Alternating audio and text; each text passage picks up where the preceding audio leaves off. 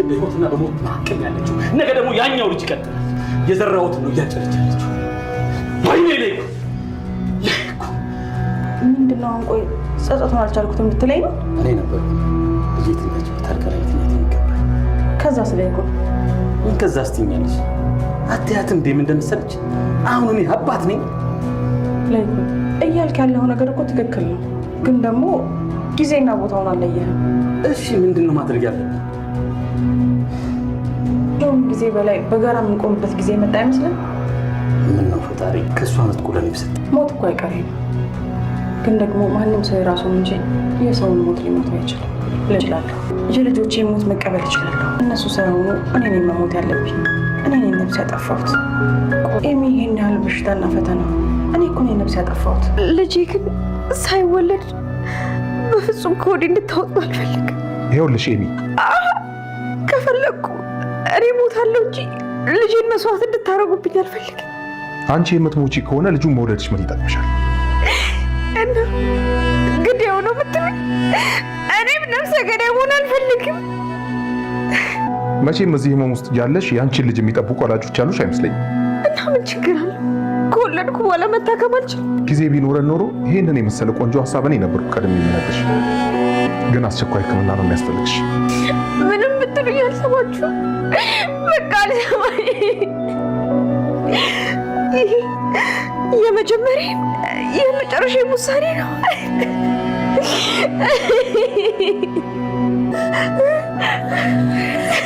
ልጄ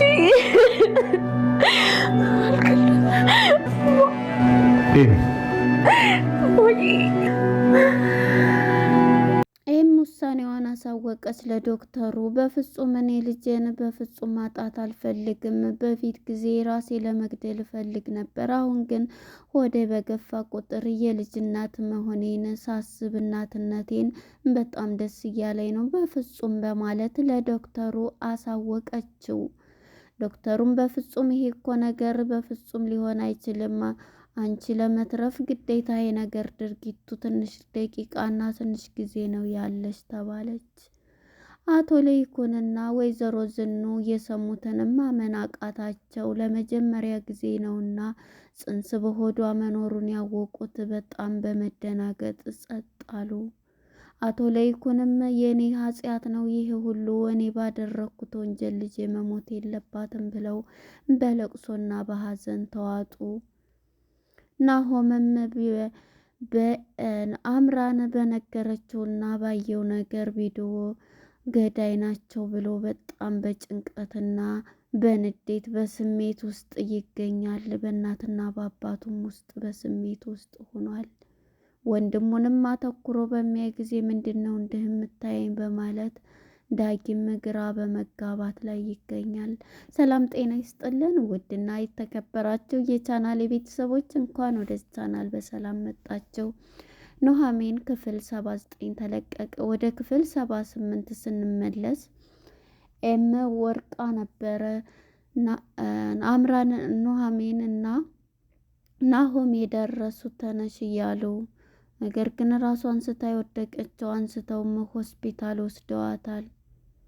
ኤምም በቃ ልትሰማም አልቻለችም። ሆስፒታል ሁለቱን ኑሃምና ናሆሜ ወስደው ሆስፒታል ነበረ እንትን ያሏት። እሱም በድንጋጤ የሚሆነው ቅጡ ጠፍቷታል። ወንድሟ ማለት ነው ናሆም በጣም እየተናደደ ሁለተኛ በእናትና በአባቱ እንዴት ገዳይ ሆነው ወንድሜ፣ ሁለተኛ ደግሞ ገዳይ ሆኖ አብረን አንድ ጠረጴዛ ላይ እንዴት እንመገባለን እያለ በስሜትና በንዴት ይኖራል።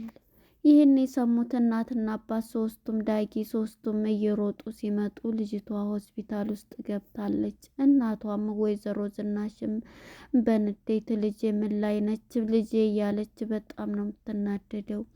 እንዴት ይሄን ማስመሰል ቻላችሁበት እያለ በጣም እየተናደደም ስሜቱን መቆጣጠር አልቻለም ናሆም።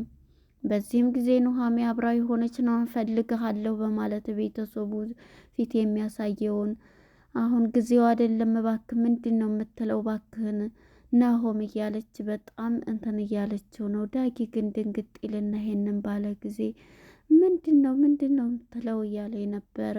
ኑሃም ይሄ ሚስጥር ስለምታግት ወስዳ አንተ ምንድነው ያለህበትን ወቅ ምንድን እንደሚፈጠር ታውቃለህ? አሁን እስኪ ለሁሉም ነገር ስለ ኤም ጤንነትን ጸልይ ብላ እሱን ወታ እያረጋጋች ነበር። ዳጊም በጣም ግራ በመጋባት ምንድን ነው ለምን ነው እንደዛ አስተያየት የምታየኝ እያለ ዳጊም በጣም ግራ ይጋባል። አይኑን እያየው ነበርና አንተ ዝም በል እስቲ መለፍለፉ ምላስህን ዝጋ እያለች ኑሃሚን ልሱን ለማረጋጋት ትሞክራለች። ዶክተሩም ከድንገት ይመጣና ሁሉንም ነገር ይነግራቸዋል።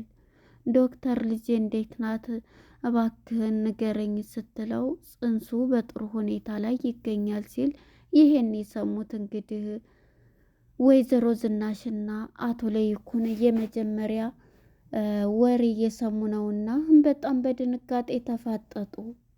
እንዴ ስለምን ጽንስ ነው በማለት ግራ በመጋባት ይቆማሉ። የዚህ ጊዜ ማን ሁሉም ያውቃል የማናውቀው ዝቤት ምን ሚስጥር ሆኖ ስንት ነገር ተሸክማ ነዋ እህቴ እንዲህ ሆነችው በሆዷ ነፍሰ ጡር ነበረች ብሎ ናሆም ሁሉንም ነገር ይናገራል። የዚህ ጊዜ ሶስቱም ዳጊም የሚያውቀው ነገር የለም እና የትም ታላቅ እሱም ይሄንን በሚል ጊዜ በጣም ሚስጥር ተደብቆ ተሸፍኖ የሚቆይ መሰላችሁ? ቢያንስ እንኳን እያለ እንኳንም ይሄንን ነገር እንዴት እያለ ዶክተሩም ይሄንን ሲል በጣም ይቅርታ እኔ ያወቃችሁ መስሎኝ ይሄ ሚስጥር አውጥቼ መናገሬ እያለ ነበረ። እናም ይሄን በሚል ጊዜ በጣም ይናደዳል ማለት ነው። ዶክተሩም ምንድነው እሱ እህቴ የሆነችው ብሎ በሚጠይቀው ጊዜ ናሆምም በሚያሳዝን ሁኔታ በጣም ከባድ ነው ህመሟ፣ ካንሰር ነው የተያዘችው። ስለዚህ ያላትም ጊዜ በጣም ትንሽ ጊዜ ነው። ስለዚህ ይህንን ሲላቸው ያው እንግዲህ አንዳንድ ሰዎች ደግሞ በሀብታቸው በንብረታቸው ህይወትን መግዛት የሚችሉ ይመስላቸዋል። በእርግጥ ለሆስፒታል ለምን እንትን ሊል ይችላል። የዚህ ጊዜ እንግዲህ ይህንን በሰማ ጊዜ በጣም ሁለቱም በጣም ጭንቀት ውስጥ ይገባሉ። አቶ ለይኩንም ስትራክ ይገባል። እናም ይሄንን እያለ እንግዲህ ዶክተሩም ያው ህይወቷን ማትረፍ ይቻላል ሲል እባክህን ያለ የሌለ ገንዘብም አለኝ ወደ ውጭም ወደ ሁሉም ሄዳ የምትታከምበትን ነገር አድርግልኝ አሁኑ ትሄዳለች እያሉ በገንዘባቸውም እንትን ሲሉ ነበር። ይሄ አይደለም ገንዘብ ስላላቸው ወይም እንትን ስላለ አይደለም የሚያስፈልገው ነገር ተመሳሳይ የቤተሰቡን ኩላሊት እንትን ማለት ነው። ካንሰር ስለሆነ የያዛት በሚባል ጊዜ ይሄም ደግሞ ከቤተሰቡ የእሷና የነሱ ተመሳሳይ መሆን አለበት ሲሉ ሁሉም የኔ ወይ አባትዬ ወይ ወንድምየው የሁላቸውም መሆን አለበት ብለው ምርመራ ይሰጣሉ ማለት ነው። ሁላቸውም ምርመራ ከኑሃሚን ውጭ ሁሉም ሰጥተዋል ማለት ነው። እንግዲህ ውጤቱን እየጠበቁ ነበር። እንግዲህ የእሷን ውጤት የኤምን የምትለውን መስማት እንፈልጋለን ብለዋልና አቶ ለይኩንም በንዴት ወደ መጸዳጃ ሄዶ እያለቀሰ እኔ ነኝ ይህን ነገር መሆን መሸከም ያለብኝ ልጄ ካለ ስራዋ ምን በወጣትና ነው እኔ ያደረኩት ድርጊት ነው እያለ በጣም በጭንቀትና በውጥረት ውስጥ እያለቀሰ ይገኛል። ወይዘሮ ዝኑም በሩን ከፍታ ትገባና አሁንም እየተጸጸክ ነው ይሄ እንዳውም አንድ ላይ የምንቆምበትና እጅ ለእጅ ተያይዘን የምንነሳበት ነው እያለች ነበረ። የእሷን ሞት እኔ በሞት ይሻላል እያለ ነበረና አቶ ለይኩንም ይሄንን በሚላ ጊዜ የሰውን ሰውማ ማንም የሚሞት የለም አንዱ ለአንዱ የራሱን እንጂ ሰው የሰውን አይሞትም እያለች ታስረዳዋለች። ወደ ኤም ጋር እንግዲህ ሁላቸውም ተንጋግተው በመሄድ ሁሉንም ነገር ስለምንድን ነው እኔ በሽታዬንም ሆነ ሁሉንም ነገር መጀመሪያ ከኔ ከባለቤቲቱ መታወቅ አለበት፣ ንገሩኝ፣ ማወቅም አለብኝ ምንድን ነው እያለች ነበር። አንቺ ጥሩ ሁኔታ ላይ ትገኛለች ልጄ፣ እናቴ እማዬ እያለች ስታለቅስ እውነት ለመናገር በጣም ነው ያሳዘነችኝ የእናትነትን ጥግ ማለት ነው። እናም ዶክተሩ ሁሉንም ነገር ሲነግራት ግዴታ ያንቺ ህይወት ለመትረፍ በሆድሽ ያለው ጽንስ መውጣት አለበት ስትባል በፍጹም እኔ ይሄንን መስማትም ማድረግም አልፈልግም፣ ይሄ የመጨረሻ ውሳኔ ነው፣ ነፍሰ ገዳይ መሆን አልፈልግም እኔም ስትል ነበር። እንግዲህ ቤተሰቦቿ የዳጊን አባት ስለገደሉት ያም ትዝ ብለዋል ነው። እኔ እኮ ሆዴ ውስጥ ልጄ ተቀምጦ በፊት ጊዜ ለመግደል እሞክራለሁ አስብ ነበር። አሁን ግን ጽንሱ በገፋ ቁጥር በፍጹም ልጄን በፍጹም እናትነቴን መቀበል ነው የምፈልግ ብላ በለቅሶና በእንትን እየተናገረኝ ነበር።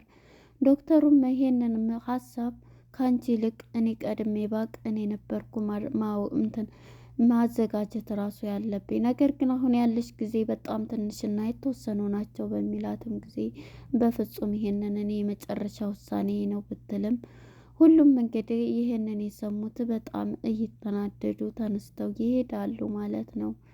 ናሆምም ቡር እያለ እንግዲህ ቤተሰቦችን እዛ በሚያይ ጊዜ እኔ ገዳይ ሁኜ መሆን አልቀመጥም በምትል ጊዜ ዳጊም ተነስቶ ተከትሏቸው ይሄዳል። ነገር ግን ኑሃሜ እንግዲህ እዛ እሱን አንተ ምንድን ነው በቃ አይገባህም እያለች በጣም እየመከረችው ጊዜውም ወቅቱም አይደለ አሁን እዚህ ጋር ይሄን የምትል እያለች ስሜትህን ተቆጣጠር እባክህ እያለ እንዴት አስቻላቸው አብረን እኮ እየበላን ነው እያለ ነበረ ማለት ነው።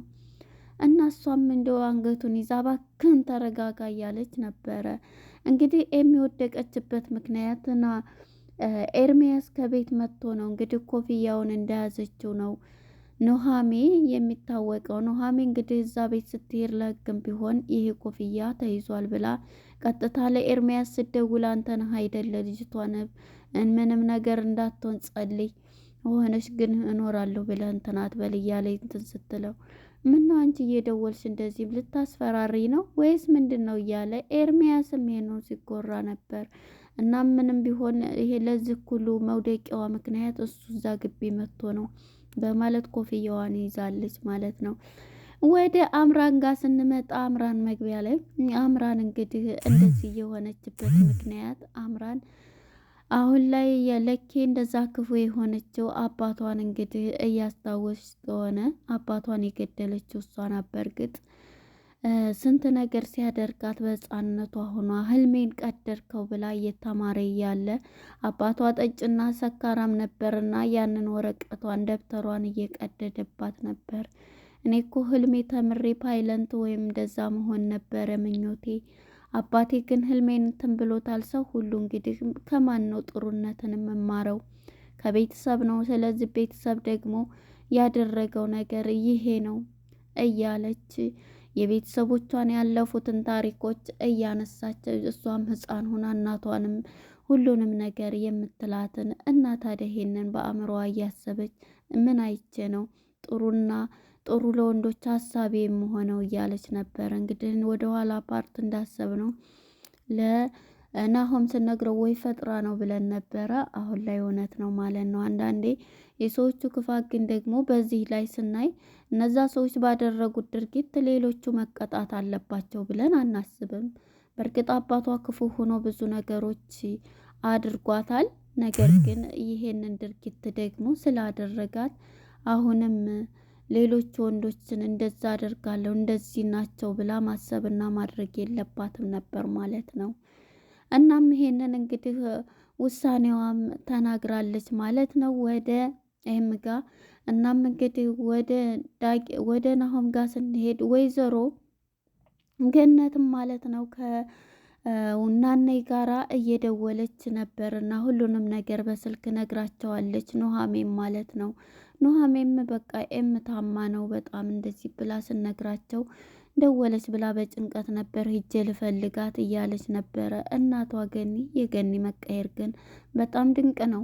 እናም እንዲያንቺ አይነት እናት እስቲ ተረጋጊ አዲስ ሙሽራ አይደሉ እያለ ነበርና በመጨረሻ ስነግራቸውም የዛ የጥሩ ሰውዬማ መሆን የለበትም በፍጹም ትድናለች እያሉ ነበርና ነይም ማለት ነው አፈና ማለት ነው ኑሃሜን አያቴን ባሉም ጊዜ እንግዲህ ወደ ናሆም ጋር ስንሄድ ናሆምን መኪና ውስጥ ሆኖ በሀሳብ ጭልጥ ብሎ ነበርና ኑሃሜን መታ እንድበሩን እንትን በምትልበት ጊዜ ትከፍታለች ማለት ነው። አይቼሻለሁ ባክሽ ግቢ።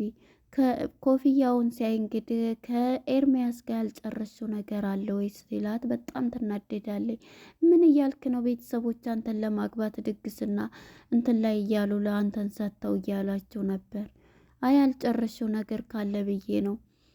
ደግሞ እሱ እንትን እያየሁ ነው ኮፍያ ሲል ይሄ ታወክም ይሄን ኮፍያ ያገኘሁት እዛው ከእናንተ ቤት ነው ኤም ከወደቀችበት። ስለዚህ ለሱ ደግሞ ሰው የሌለበት ገብቶ ስለነበረ ለእሷ መውደቂያ መነሻ ይሆናል ያልኩት ይሄ ነው ብሎ ቡር ብሎ ብላ እንትን ልትል ስትሄድ ስትል እባክሽ ኑሃሜ ያለሁበትን ወቂ፣ አንተ ሁሌ ቡር ባልክ ቁጥር እኔ እንደዚህ መሆን አለብኝ እንዴ ታዲያ በማለት ሁሉንም ነገር ትነግረዋለች ማለት ነው። እሱም እንግዲህ እሺ ይቅርታ ብሎ ታረጋጋውና እኔ ይሄ ውሻ ልጅ እሱን እንደው የማደርገውን አውቃለሁ በማለት እንግዲህ ናሆምን በፉከራ ላይ ይገኛል ማለት ነው። እዚህ ላይ ነበረ ፊልሙ ሊፈጸም የቻለው። በጣም እኔ ኤም ያለችበት ነገር እናት ሲሆኑ ልክ ሁሉም ነገር እንትን ይላልና ኤም እንግዲህ ከመጀመሪያው ስናያት በጣም ክፉ ሰዎች የምታሰቃይ ነበር።